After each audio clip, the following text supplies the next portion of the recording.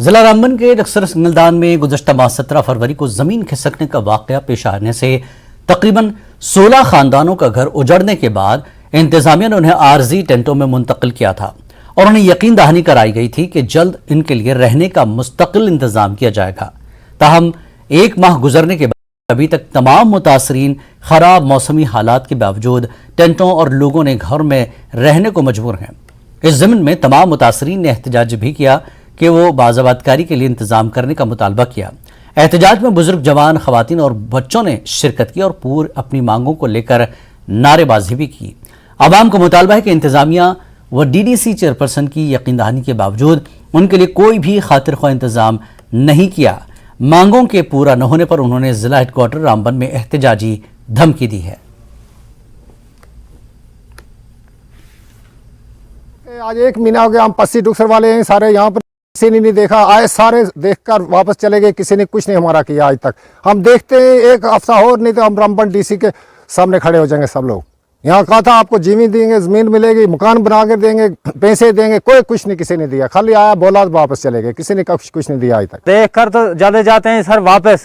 हमारे छोटे छोटे बच्चे माल बाहर, हमारा दर है, हमारे बच्चे माल दर हैं सारे सर। इन टेंटों में बारिश की वजह से 2 दिन जब बारिश होगी सर, आज हम रोड पे तभी चढ़े इसीलिए, क्योंकि हमारे बच्चे दर हो गए टेंटों में बारिश की वजह से। अंदर पानी आ गया सर, रहने की जगह ही नहीं है हमें।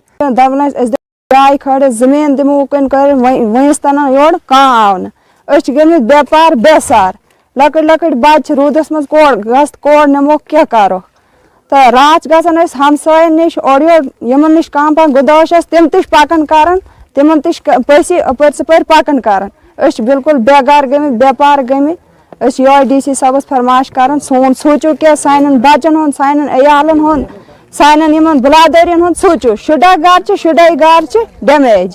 DC साहब से, हम गवर्नर साहब से मैं पुरजोर गुजारिश करता हूं कि मेहरबानी करके आप इन लोगों की रिहेबिलिटेट का कोई जल्द अज जल्द मसला हल करें, नहीं तो हम एहतजाज करेंगे। और हम चाहते हैं कि 7 या 8 दिन का टाइम हमारे पास DC साहब के पास रहेगा, उसके बाद हम DC ऑफिस में ही धरना देंगे। ये इस चीज़ का वेट कर रहे थे कि इसकी मूवमेंट थोड़ी सेटल हो जाए और हम उनको फिर उन जगहों पे